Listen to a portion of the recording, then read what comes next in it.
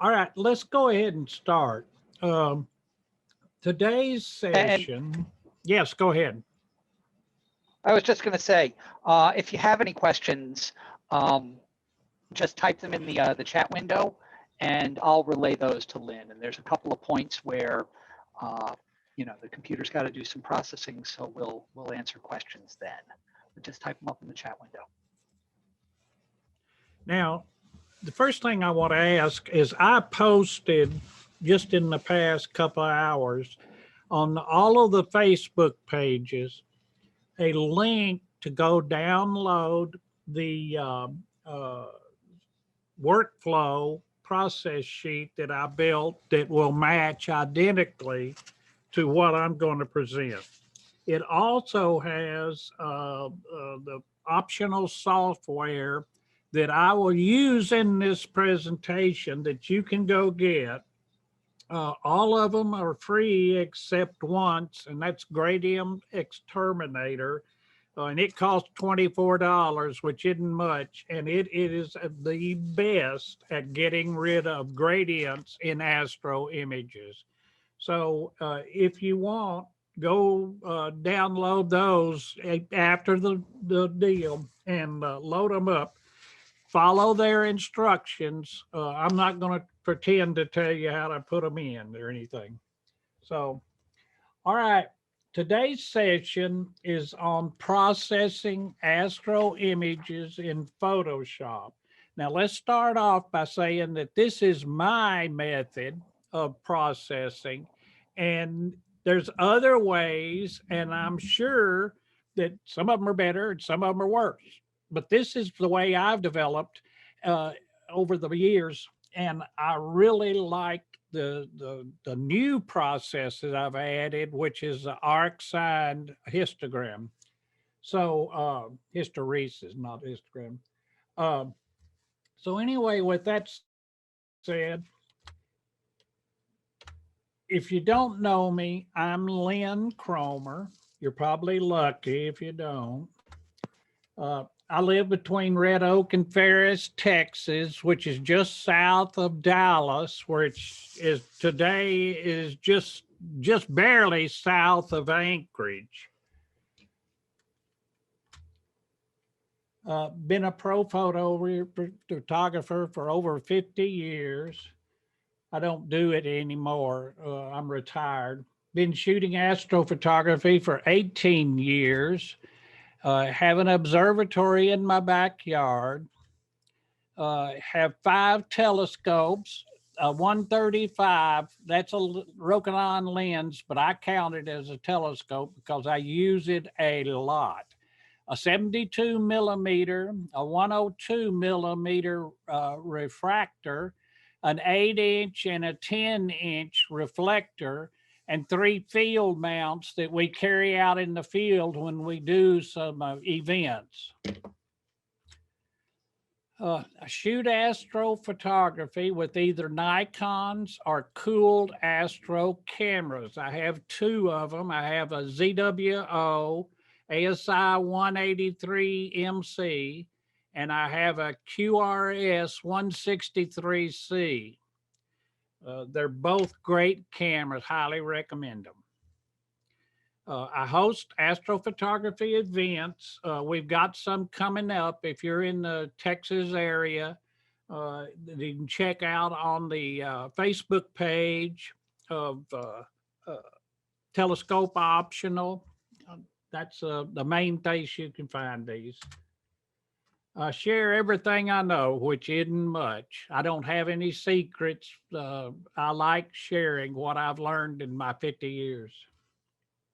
Today's subject is NGC 2244. It's the Rosetta Nebula. As you'll see below, the before is a bunch of specks. The after, hopefully, if we're lucky, will look something like this, only probably not orange. That I just like that color for some reason. All right. Optional software that I'm going to use today is and I'm not even going to pretend to say how to say his last name. Nikita did Starnet Plus Plus. That's free. You'll see how it works in a little bit. Bob Frank, Star Selection Actions, they're free. Russell Croman's Gradient Exterminator, that's the one that cost $24, but trust me, it'll be used on every image you process. And Mark Shelley's Arcsinh Curves. Those are very important in this process. And what they are is presets for the curves tool. And then Deep Sky Stacker. We will not actually do Deep Sky Stacker. There's lots and lots of YouTubes showing you how. All you got to do is just go download it. It's free also, and then you can follow through with other people. The picture that we're starting is made up of 12 5-minute images, 1 hour of data. I would have had more, but the weather just has not cooperated. These are new ones. I've shot it several years back and was working on it once again, but the weather has just not been cooperating. Okay. I got to change screens.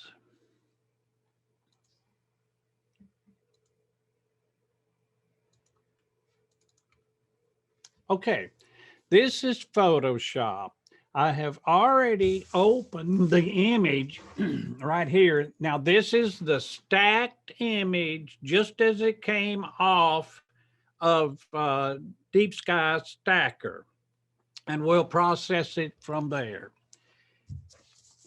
Okay, first, and I'm going to go down this list, this workflow that I put online that you could be going down to, and I'm going to do it step by step. The next thing is select the background, click Control J to copy it. Then we're going to rename that to color. Next, we're going to open the levels. Okay, now I need to clarify something. If we open levels up here in the adjustments, it opens a separate window that is a levels adjustment layer. You can also open those over in images adjustments, but it adds a layer up here above color. We're also, when we get further down in here, we're going to do it with hotkeys, which does not open an additional layer. And it just functions inside of the whatever layer we have. So be aware that there's two differences. Many people weren't aware that you could do that. Okay, we're opening this curves layer, not curves, it's supposed to be property. I mean, I'll punch the right one in a minute. It's supposed to be levels. Now we're going to come down and grab the right hand triangle, the highlight one, the lights, and we're going to drag it all the way over till it touches the peak on the curve. Now we're just going to shut it down. Now you say, holy mackerels, look, there's an image. Well, there is. And that is one way to stretch. However, it generates a lot of noise and a lot of other issues. So we won't use that going forward. How come that's not acting right?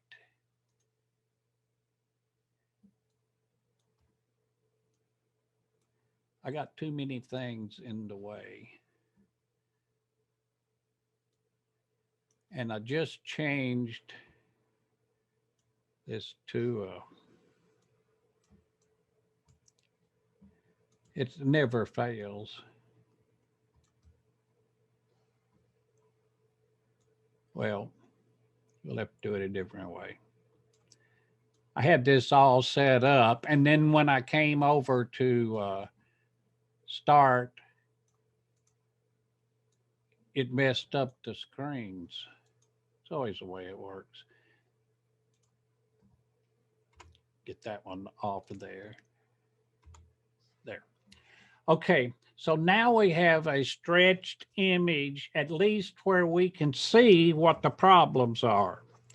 Now, we select the color layer and we open the histogram. You can do that over here at Image, Open Histogram, or I just have it up as a window. Now, since I updated Photoshop about a week ago, and since then, something is not right with the histogram. It shatters basically. So you'll see what I'm talking about. I don't know if it happens to everybody else, but it does happen to me. Now we go to Image, Adjustments, and down to Channel Mixer. This is a little bit of a different way to color balance, but I like it a lot. I don't fully understand it, but I like it. You see where it's shattered the histogram again? So you click the little redo button.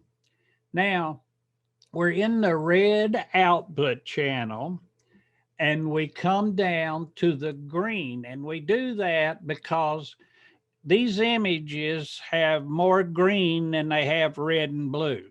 So what we're going to do is we're going to adjust the red and the blue to line up with the green. That will give us a proper color balance. To do that, you grab the green slider and you slide it over. And as you see, the histogram messes up. Let's just get one out of whack. Look at it again. Okay. You can see that the red is separate. However, the blue and the green appear to be lined up because that makes this turquoise color. So then we grab the red, the green slider, and we slide it over to line it up, and it starts turning gray. When we get full gray, probably right there. And see, now that's got a solid gray. That means that all of these channels are lined up and the color balance is correct. Say okay. Now, okay, take the color layer and do a Control J. Control J is copy layer, rename it to crop. Okay. Now then, let's see. Get the crop tool. I'm going to minimize the histogram. Come over here and get the crop tool. And we're cropping at this stage real loose, but we got to crop to get rid of a lot of the stars because we're going to do some work with the stars in just a few minutes, and we need to minimize as much as possible. So we're going to take this and we're going to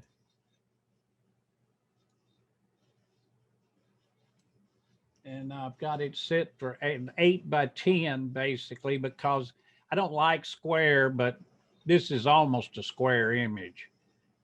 And we're going to get it pretty well where we like it. And like I say, keep it loose. We can crop again later. But let's get rid of as much of the extraneous gobbledygook as we can. Okay, now, well, you can't see, I can't see, but we're going to click the delete cropped pixels because we don't want them, and we don't want them messing up our stretch and everything because they're dark and that type of thing. So we're just going to go ahead and click accept. Now we have a cropped image.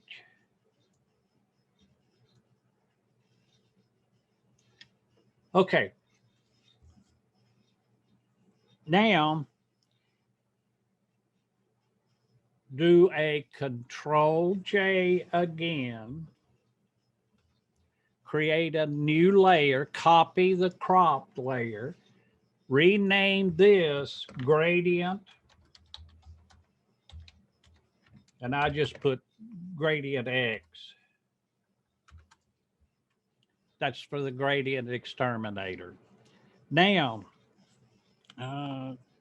grab the lasso tool, and we want to select the nebulosity. In this case, it could be a galaxy or whatever, and we select it. Now, what we're going to do is we're going to tell Gradient Exterminator, don't do anything in this area. Well, we just selected it. So we're going to have to do an inverse of this selection. And to do that, you hit Control Shift I, and that inverses the selection. Now, we're going to delete this levels. We don't need it anymore.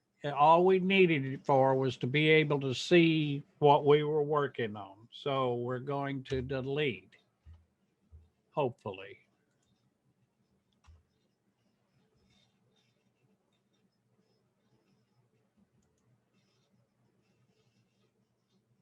Well, I can't, some reason I cannot get to the delete down here. It's not going to let me delete it. So I'm just going to turn it off and drag it to the bottom. Okay. Now we've got the Gradient Exterminator. We're going to come up, and when you install Gradient Exterminator, it puts it in the filters menu under RC Astro. Come out, select the Gradient Exterminator, and then we click medium and low, and we hit OK. And this is the same setup that you use on every image. It seems to be the master setup. We did that once. We're going to do it one more time. Come down to Astro, Gradient Terminator. This time we're going to do fine and high and click OK. Okay, now you saw when I had it really lightened up how much gradient it had around the outside. In a minute, we'll look at it again and you'll see how it's all gone. Okay, I'm trying to make sure I follow this list so you won't be behind or lost. Okay, now hit Control D to get rid of this selection and the marching ants. Selection's gone. Now we're going to do a move that I like a lot and use it a lot. It's different than the copy layer in that it incorporates everything. Everything that it is, the little eyeballs on, any visible layer, it combines into one. And you hit the Control, Shift, Alternate, E. Now we've made a layer out of that. Let's see. Okay, we're going to name this layer black. I just use BLK. point. Okay. Now, we're going to open a threshold layer, adjustment layer, and you can do that over in image adjustments, or you can just click on this little guy right here. And we're going to grab the little triangle and drag it all the way over. Now I highlight that little number and I use arrow keys to raise up until I start getting black. That's pretty well black. Okay, the first black is right in here. You go over and you select the eyedropper key, bring it to the black area, the first black. Quit doing that. To the first area and get on a black area that does not have a star under it. Press the shift key and left click. Now that set a marker right there. See the little marker? And it sets right, it's set up in here and it tells us where it's set at. It's set at 222. That's actually a little low, but that's okay to start with. All right, now we delete, completely blow away the threshold. All we wanted it for was to find the darkest place. And we can close this info palette. We don't use it anymore. All right, now, I wonder why these guys keep wandering off. I had this all set up and it's my standard use, but then when I changed everything to go online, it blew the screen size is what happened. Okay. All right. Now, this is where we're going to open a levels, but we're not going to do it by adding a layer. We're going to do it internal to this black point layer.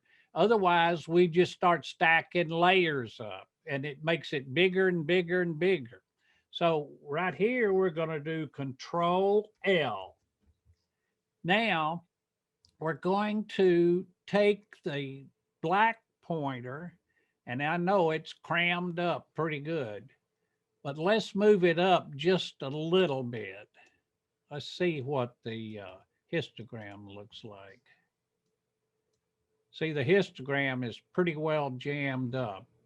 That was set on 2.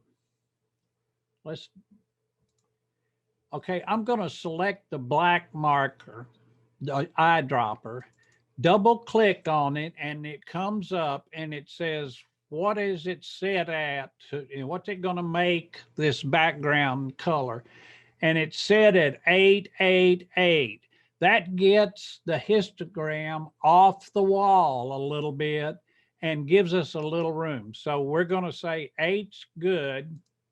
Some people will set that at 12. I've even seen some that set it at like 30. I think that's too light. And one of the problems that occurs if you do that, if you raise it too high, is you start getting a lot of funny looking noise all in the background that's very difficult to get rid of. You've got to keep the background pretty well black to be able to make this work right. So we selected this marker and we come over here and we put it right over our little black spot marker and we click and you see it moved it up off of there just a little bit. Okay. And we say, okay, now the black point is set.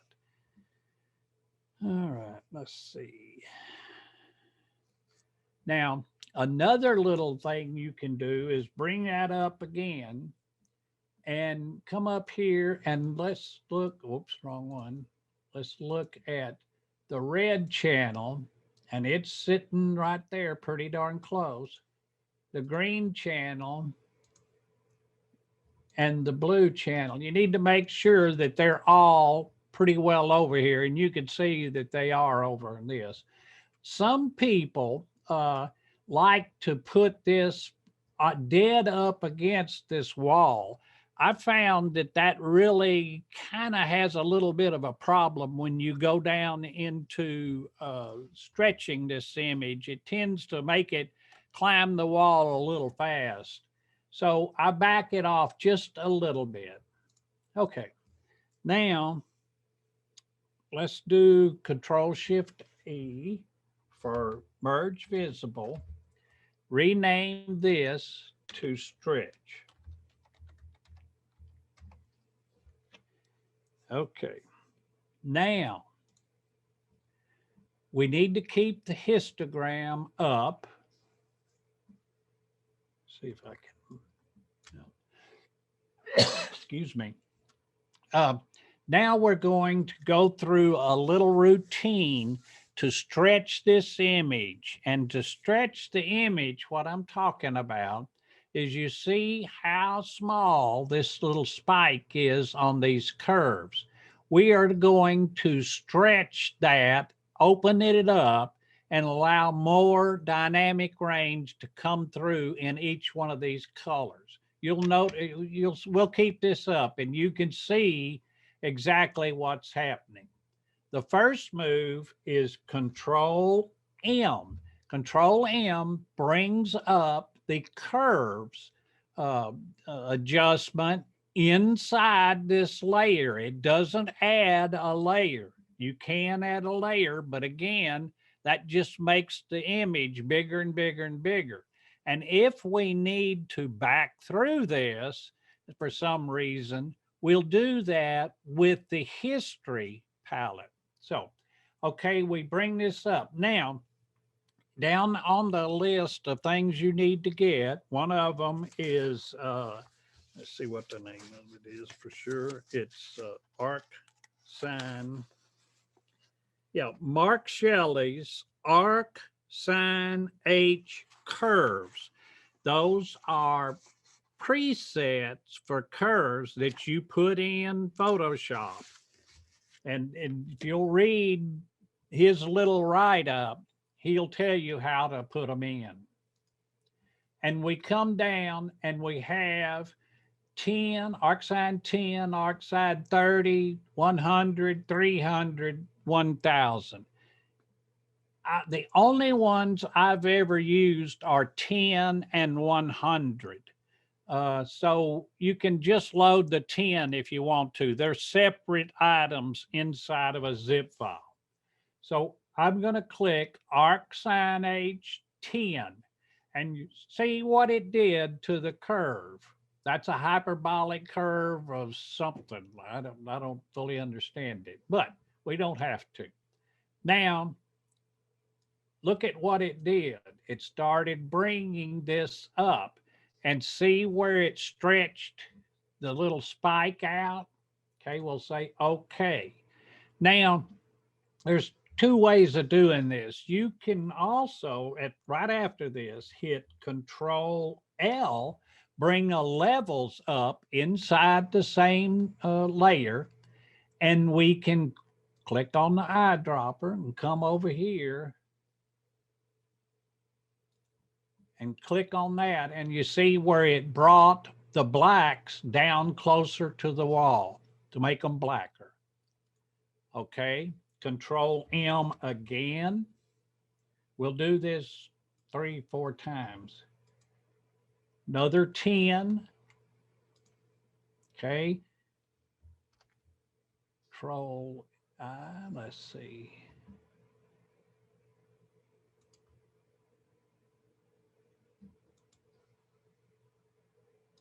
Okay.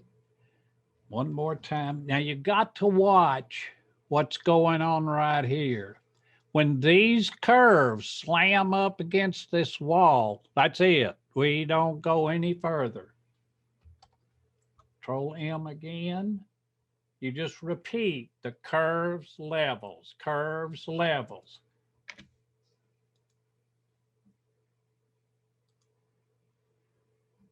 I don't like what this is doing right here. This is too close. I'll have to move it out a little bit. Okay, I'm going to move that black point out to here. There. Now, see, we're really getting close here. We can probably do one more. Let's do one and see what it looks like.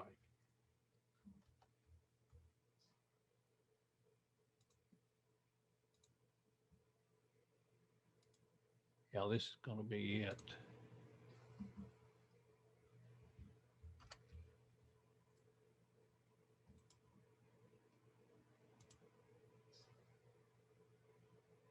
Okay, see where it's now jammed up all the way, and there's still a little gap, so we're okay. All right, that's the end of the stretch. Let's put this up. Okay. Now, let's do another merge visible and call this one stars.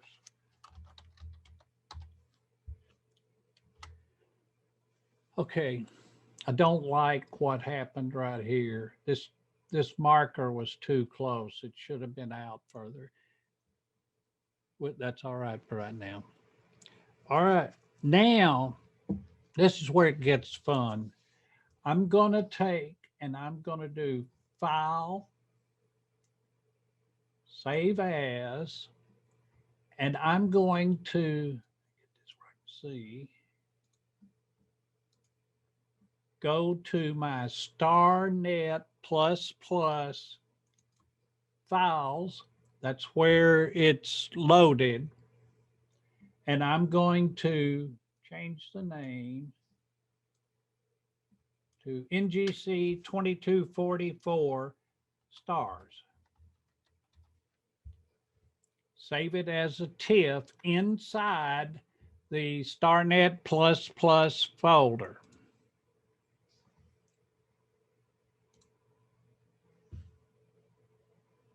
Okay, now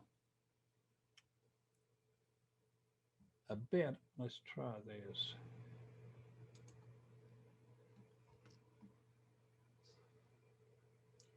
Okay, now we go, I just opened Windows Explorer, File Explorer, and I go down to that folder, the Starnet ++ folder right here, and that opens it up. Here's the star file we just put in there. I'm going to drag that file to RGB _ Starnet ++. That's an application. This is kind of a crude arrangement. This is something that you can remember if you go way back where you had to do everything manually. And I'm going to drag it. Yeah. We're still seeing Photoshop. Okay. Let me see. Now, can you see it? Yes. Good. Okay. I'm in Starnet ++ file folder where the Starnet zip was opened up, and there's my stars that I just saved over here, and I'm going to click on and drag to RGB _ Starnet. That's an application. Just grab it, drag it down, and release it. Now it's starting to run. Okay. All right. This will take about 2 or 3 minutes. So if we got any questions, Andy? None at the moment. So if anybody has any questions, they can type them up here in the chat. Is anybody watching? Yes, we have folks watching. I can't believe you don't have a question.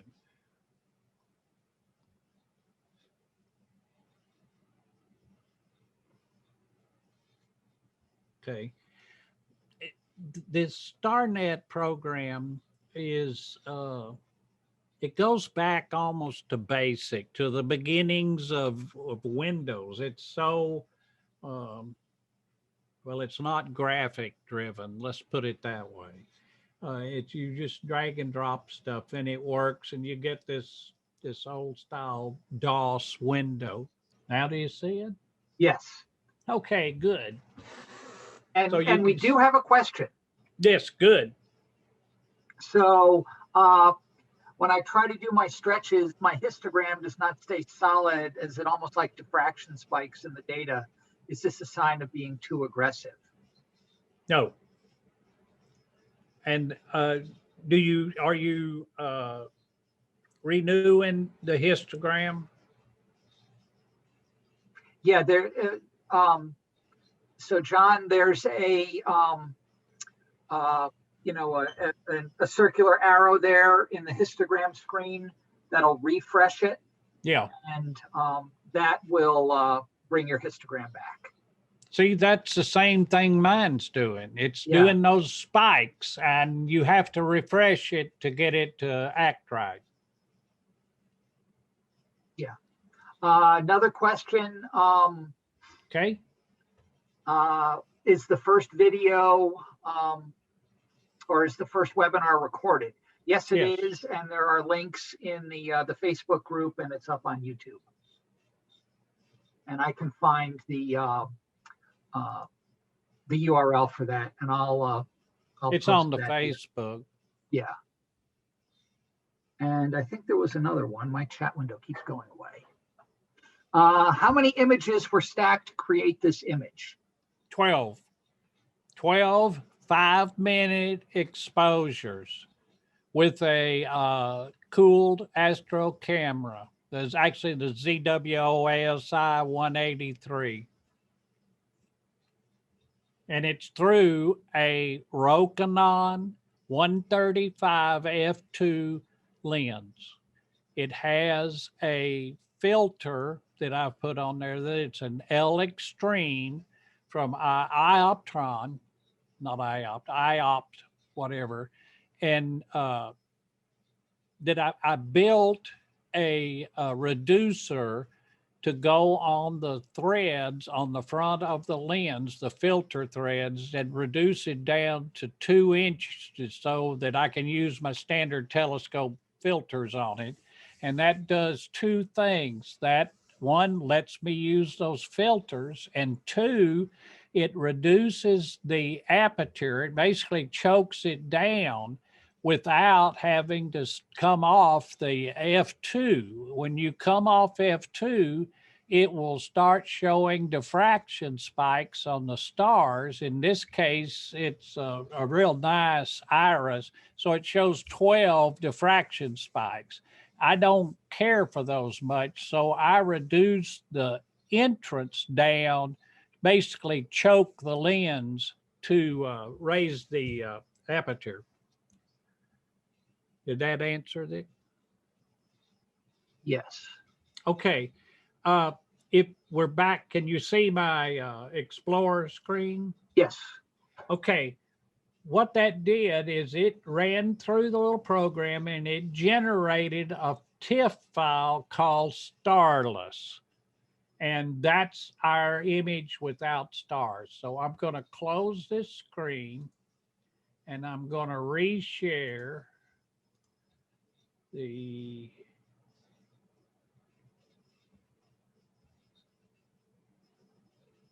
I guess it's this screen. Yes. Okay. Now we're back in Photoshop.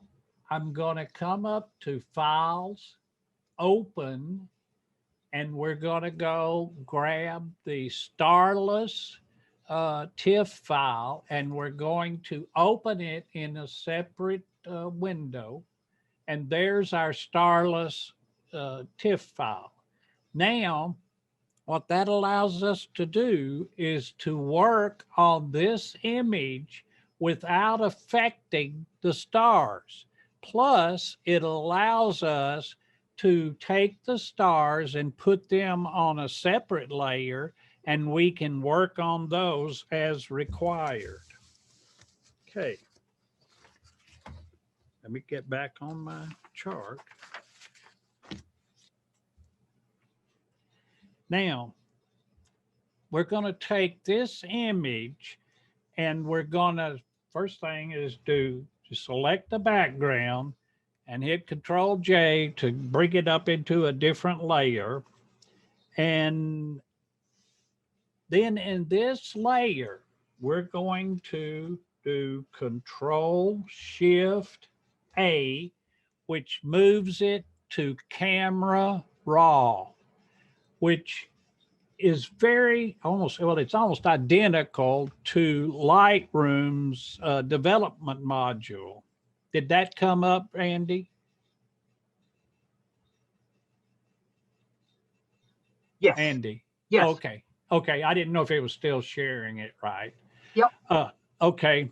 So here we've got Camera Raw, and we're going to do some stuff to get the color up on this, although it's not bad.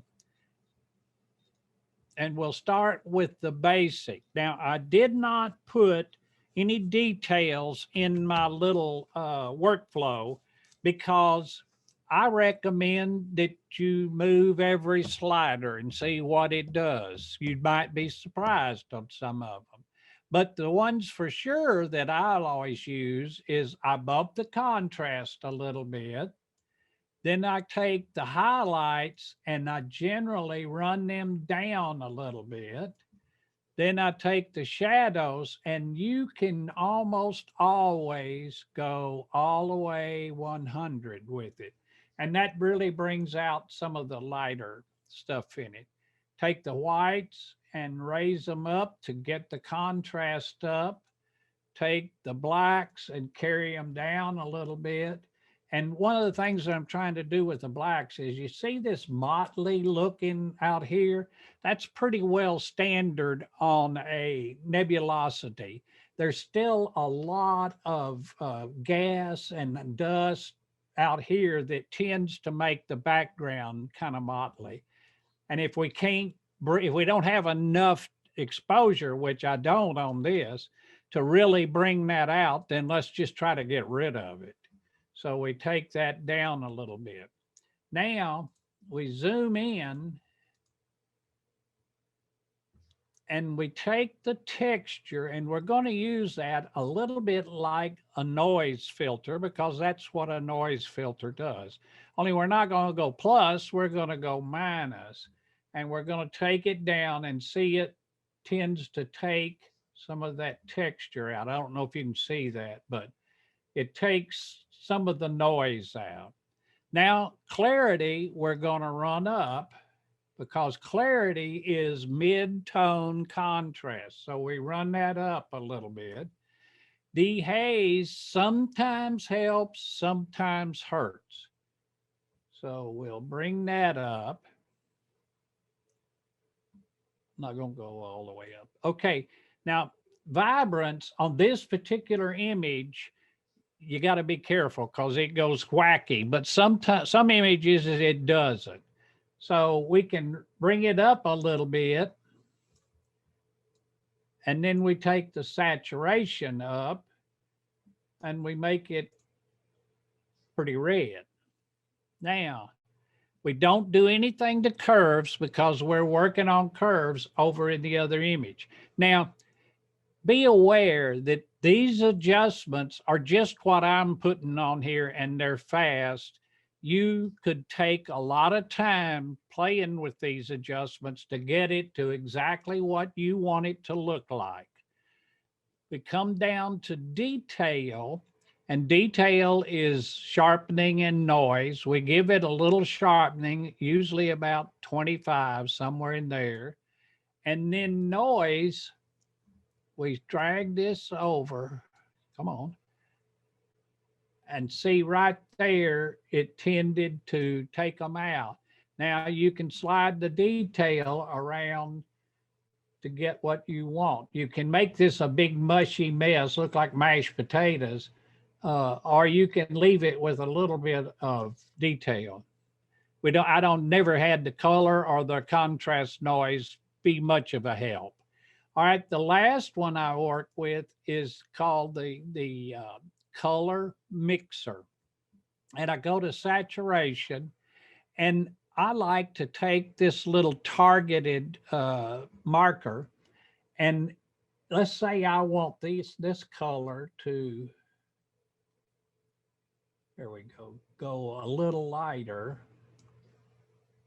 I don't think we need to go too much on that. Now you can actually change the color completely if you wanted to.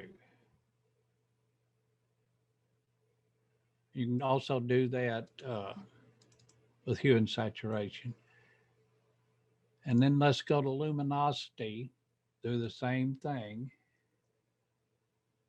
Right. Bring some brightness out. And I think this is dark enough. Okay. Now, to me, this is overdone. But again, I was telling you, you need to work with it and play with it because it can do just what it's doing here. It can get overdone.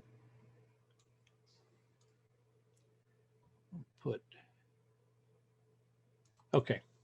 For right now, that's going to have to work. Now you see what difference it makes. You can come here and do, that's what it was. That's what we got. Now, let's see what I say to do.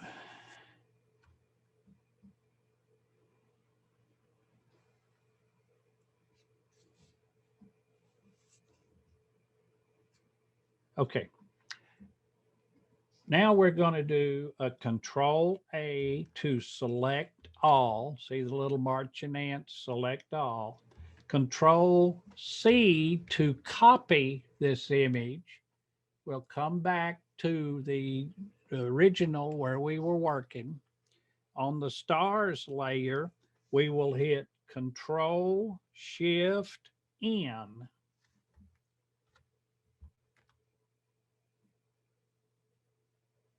What in the world?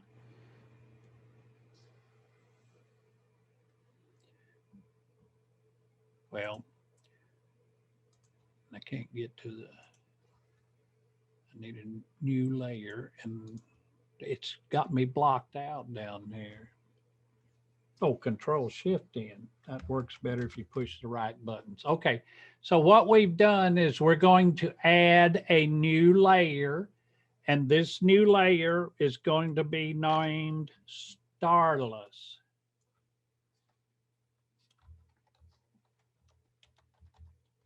Okay, now we're on, so this layer selected. We're going to hit Control V. And now we've moved the starless image over to here. Now, I'm going to turn that image off for right now, and I'm going to turn stars back on. I'm going to go to my action panel, and I've installed the action called, let's see, what do you call it? Select Stars Action. And I'm going down to Select Stars RGB Image, and I'm going to click Go. Okay, this is asking us to do some merging or something. I don't know what that's for. I always tell it don't merge. And it has now selected all of the stars. The next thing we do is we go up to Selection, Modify, Expand, and we put 1 pixel, expand by 1 pixel. I just make sure we get it all. Then we come up and we do Selection, Modify again, and we go to Feather, and I put 1 pixel feather. Okay, now we've got all the stars selected in the proper size and feathered correctly. And I just take, with everything off, just the stars selected, hit Control J. that just copied all of the stars to this layer. Now we can turn this one off. We can turn everything off down here. And we've got stars and starless. Well, we need the stars on top, so we just move them to the top. Now we have stars. Now we don't. Okay, so we've got all these stars that we can manipulate any way we want to. And what I usually do is, I'm gonna check and make sure I'm doing what I'm supposed to. I don't want to confuse you if you've got this list. Okay, on the stars only layer, oh, I forgot to rename this to stars only. And I named these just so I can keep up with them. They named themselves levels or whatever, layer 1, 2, 3, 4. But if you don't know what's on them, you don't know what to do with them. Okay, so I can hold the control key down and I can click on the stars only layer and it reselects them. Okay, now I don't want to see all those marching ants, so I'm going to hit Control H to hide the ants. And then I'm going to go and get the filter, other, minimum tool. Make sure it says preserve roundness. I don't know if you know or not, that's something fairly new that's actually a result of Astro Imagers, because it didn't have that and it made stars square. So this makes them round. Now, what we can do is we can shrink these down by some factor called a radius. Let's just start with 1. And that's not terribly bad.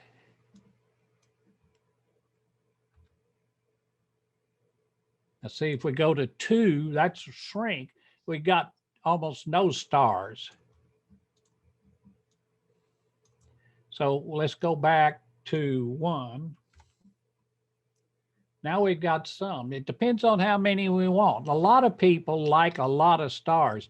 One of the things that I found using camera lenses, the 135, for example, is it just picks up tons of stars. And I thought in the beginning that that wasn't stars, that it was actually noise. But I started digging into it and I found out, no, that's actually stars. There's a lot of them out there. Well, it gets so many stars that it distracts something horrible from the actual image. Now, if you're doing an image of a constellation, I mean, not of a galaxy, you don't want to use this because you'll make the galaxy go away. So that's a little different processing. But for most of us who are doing wide field photography, galaxies just don't fit that. M33 will work, and M32 Andromeda, they fit in these smaller telescopes, but that's about all. There are not many others that will. So we're going to be doing nebulosity, and this system works great for nebulosity. I'm going to say that I like it at the radius of 1, so we've cut it all the way down. Now, let's see what happens if I just turn it off. See how many stars there is? Now I got rid of some. Well, you can go up and down anywhere you want with that. I close that. Now I do Control Shift Alt E and merge. That's right. And merge visible. Now there is our final image right there.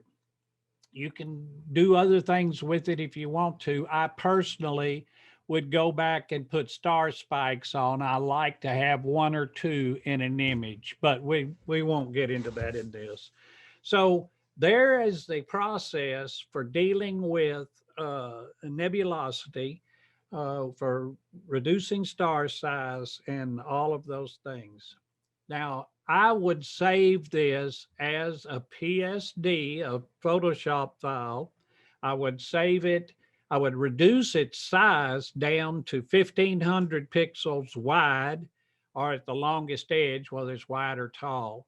And I would save it as a JPEG and call it web, because that's for the web and your phone and tablets or whatever. It's smaller images. But that's how that's how I do this. You may want to do it a little different, and you can spend a whole lot more time processing on it than we just spent. We just spent 1 hour. And if I wasn't talking, I could have done it in probably 30 minutes. But you need to spend more time working the image until you get it absolutely perfect. But this is the basics to start with. Okay, Andy, is there any questions? Do we have any more questions, anybody?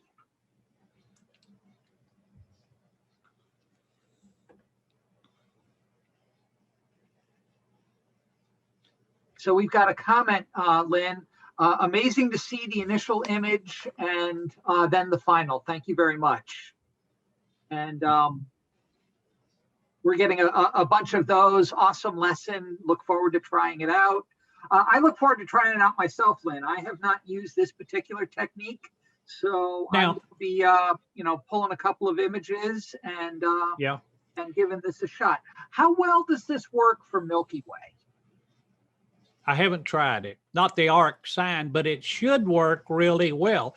The key to the Arcsinh is that it doesn't distort the color. Now, when you go get those files, the Arcsinh 10, so forth and so on, that's inside of an instruction that's put out by Mark Shelley. And this system is what is in PixInsight to stretch, and he developed that. Okay. But he adds a couple of steps. He does a multiply and a divide channel, a layer, and he works on the multiply channel, and it works very good, except I tried it on a bunch of images. It takes nebulosity and it just bleaches it. And it's very difficult to get the color back.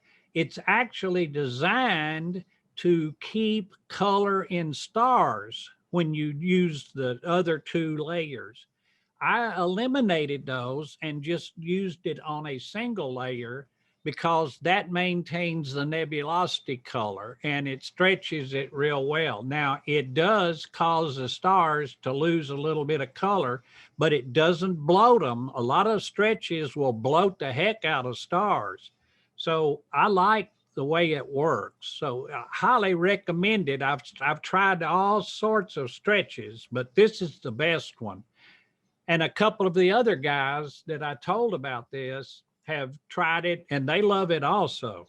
So please try it and let me know what you think. If if you've got a better way of doing it, then let me know that too. Yeah, absolutely, folks. Comments in the Facebook groups or comments directly on the YouTube. I'll have a version of this up on YouTube tomorrow. So yes, any comments that you have, this is a conversation. We're all learning here. So yeah. Now I've got one more thing. My next project, I think, is I would like to go through using Nina to capture images. Is anybody interested in that? Just either tell me on the Facebook group or send it to or just type it in.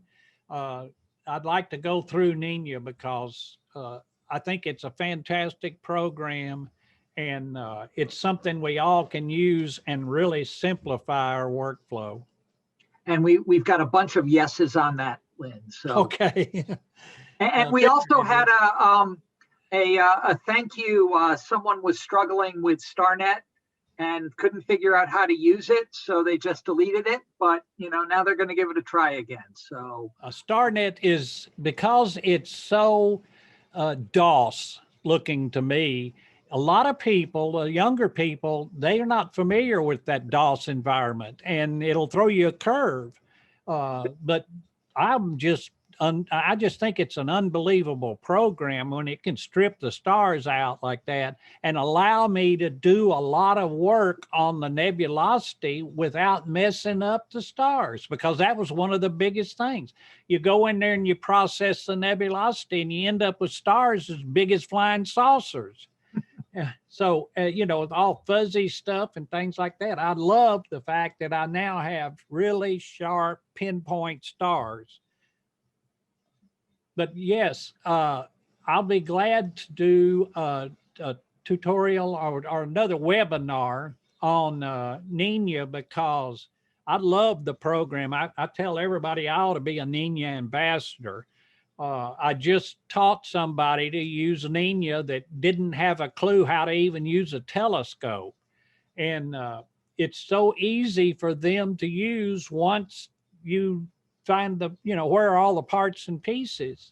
And it's everything in one package right there on your screen. I struggled I've been doing this for 15 or so years. And I used to struggle with having 5 and 6 programs running at one time. And in the older computers, they'd lock up because they were too many of them. And it just drove you crazy. But then all of a sudden we started getting APT and SharpCap, and then Nina comes along and it just blows the rest of them away. So I'll start working on putting together that. Now, if you live in the Dallas area, I'm going to be doing a in the field event on the 13th of March down near Ennis, Texas.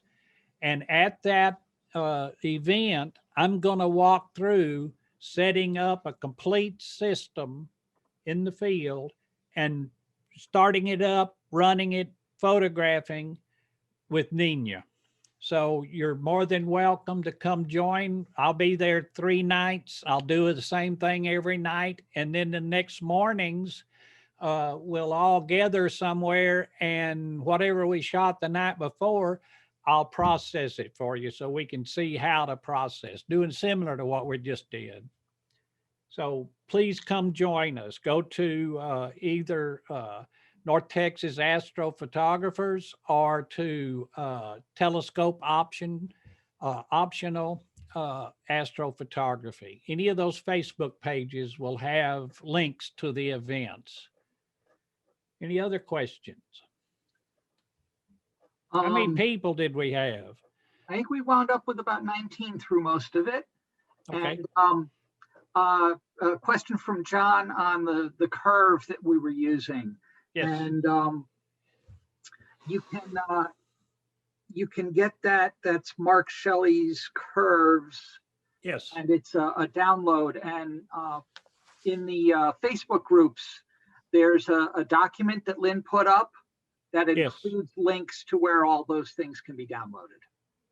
Yeah, just go to either one of those. Well, it's even in Astronomy Network. I put it on there, and then I put it in North Texas Night Skies, I believe is the name of it. And I put it in North Texas Astrophotographers, and I put it into Telescope Optional. So any of those Facebook groups has a link to all of that software. Yeah, it's a document in the Dropbox, and in that document has the links to all of the packages that now Photoshop actions and presets. Yeah, there's both actions and presets, and both. I don't think the actions tells you a whole lot, but you can go online and find out how to load the actions. But the presets, the curve presets, he tells you what to do with those in his article. And again, his article uses the multiply and divide layers. So you can try that. I've done it, and you know, it works well as far as stretching, but I didn't like the bleaching that occurred. Anything else, guys? And yes, we will record you know, anything that we do here local, and post those up as well. Okay. Well, I do appreciate you coming. I hope you learned something. Thanks very much, everybody. Yep. Thank And y'all. thank you, Lynn. See you next time.